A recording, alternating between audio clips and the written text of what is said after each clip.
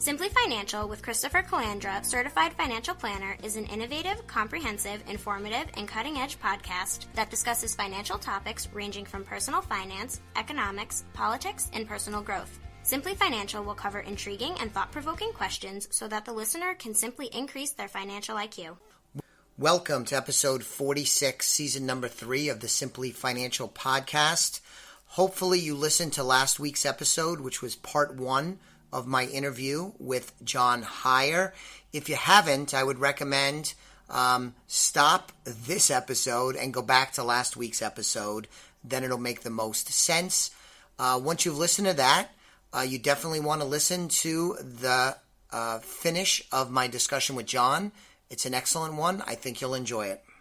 I talk with folks about having a wealth building plan in the sense of, take inventory of what you have in terms of intellectual capital, what assets you currently have, what income you're going to expect from one or more sources, and then to figure out how you could position your assets to build wealth. So just an easy classic example, you work, you make X number of dollars, how much of those dollars are going to go to live your life, pay the bills, enjoy yourself, and how much of that income can you use to build wealth, whether that's to put it in a 401k, invest in real estate, a college fund, build up a bank emergency fund, pay down debt, student loans, credit cards, car loans, that kind of thing. If you could come up with a number that you want to build wealth with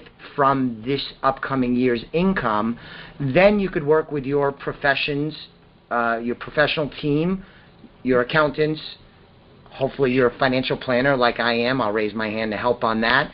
And then to figure out how to deploy that money the most effective way to build wealth that's consistent with your goals and objectives. Does that make sense?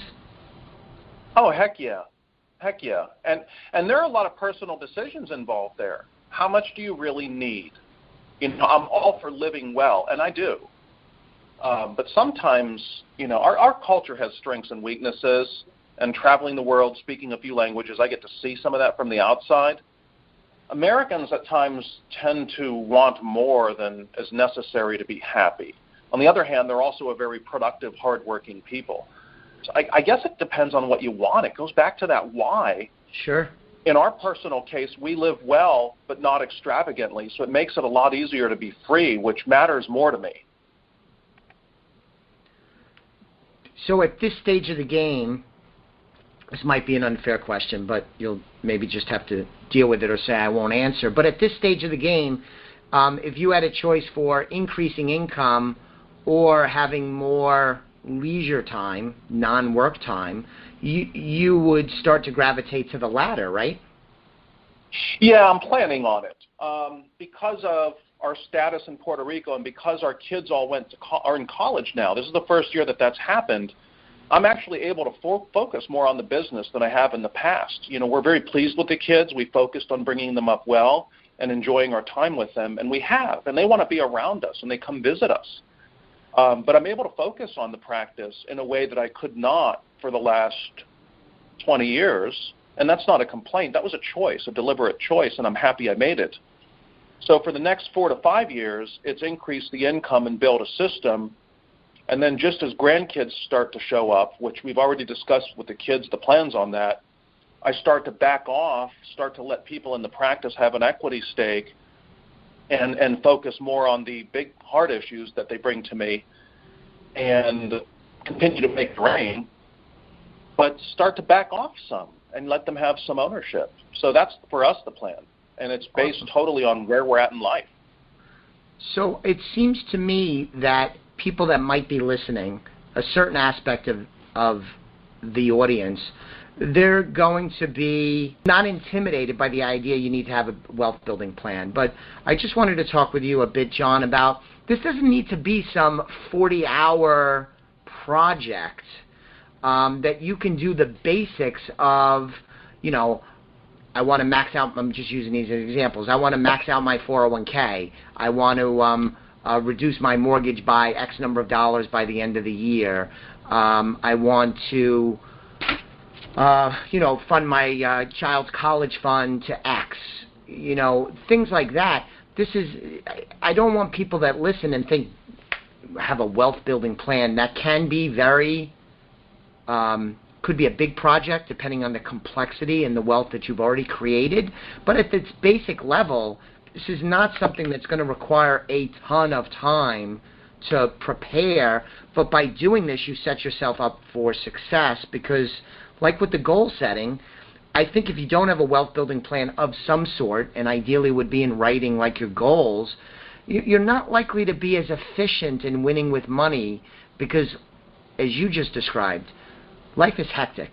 We're all pulled in multiple directions, and we have to juggle various priorities. And so being purposeful in creating wealth, not because money is the most important thing, it's not, but it is pretty important. And when you are financially fit, life tends to be easier than when you're not. So can you just speak to people that are listening about the simplicity of this, that it doesn't need to be a scary, intimidating thing to have a wealth building plan? Well, that's the goal. That's part of why we have the other principle, the team. Right? The team shoulders a lot of the burden. You still have to be in charge and direct it. You have to have a sense of who you are and what you want. That may may not be large. It may or may not be complex. A lot of that depends on you. But there are others who implement that. I don't manage my own properties due to lack of time, and frankly, I'm not very good at it. There are others who do that. So in terms of my time, it's reviewing what they do once the system is in place. When it comes to planning, it reminded me of a great quote from Eisenhower. Plans are useless. Planning is invaluable. In other words, plans never last. They always change. They never survive contact with reality. But having done the planning when things change, you've got a system in place that allows you to adapt. You've thought ahead about how to react to certain things. Is it going to be large or complex? That depends on you. I think that's subjectively driven. It doesn't have to be, I think, is the point you're making. And if you want it to be simpler, that's fine. Understand what that means and where it gets you. It's neither good nor bad. It's so subjective and choice-based, as is where you're at in life. Someone who's just getting started, young, hungry, maybe doesn't have kids yet. People are waiting longer and longer for that. They've got time to hit career in their younger years in a way that at least our generation did that a little bit differently. So that's another thing to think about, the timing of all this. That is different from the newer generations. I love the Eisenhower quote. I'm not sure if I was ever exposed to it, but it's funny, Eisenhower's kind of run through this conversation because you talked earlier about, doing things that are urgent, and I don't have the graphic for folks that go to this podcast at my website. We'll include it. But you ever look at Eisenhower has the, I forget what it's called, but it's a quadrant, and it's urgent, what's important. Here at Elliott Wealth Management, my team and I, it's something that we really stay aware of because a lot of people do what's urgent as opposed to what's important. And if you only do what's urgent and never get to what's important, you're going to end up failing in whatever was supposed to be done in the important quadrant. And I know it's tough to talk about because I don't have the visual, but you sound like you're familiar with it. I think that's one of the most impressive, simple pieces I've seen on time management and increasing effectiveness. He was so underrated. He actually went out of his way to kind of look like the bumbling oaf who just played golf a lot. He liked people to underestimate him, and then he would hand them their heads. Going back to Hitler, ask old Adolf how that worked out for him. Sure. No, that's good. That's good. So the next thing I wanted to talk about is tracking progress. And so in my 7 wealth building rules, John, a number of them are my spin on what's out there a lot, setting goals, building a team. But I think tracking progress, if there's one of the 7 that I think is underutilized or not spoken about enough, I think is tracking progress. Because we talked about the goals, the preparation, have a wealth building plan, talked about how you need a team. But I find that not enough attention is paid to tracking progress. So let me give you an example. In my household, and we've done this for a while now, and it's been enormously successful, is we keep track of our net worth statement. In business, it's a balance sheet. A business keeps track of its assets and its liabilities. We do that at the personal level. So every quarter, I add up all of my assets, and when you have debt, you add up all of your debt. And the way that you figure out your net worth is simply to subtract your, and by the way, John, I know you know this is for people that are listening, is the way that you figure out your net worth is you take your assets and subtract out your debts, and that will give you your net worth. And this really distills down how you're doing with money to its very basic level, because you want to build wealth over time, and this net worth statement is going to tell you how well you're doing at the money game. It's not the most important thing, but it's pretty important. And there's really only two levers you could pull, John. You could increase the assets, right? Common sense. Or you could decrease your debts, at least until they get to zero. And figuring out how to build your assets and reduce your debts, if you have any, is a pretty good way to track your progress to see how you're doing with money. What do you think about that strategy?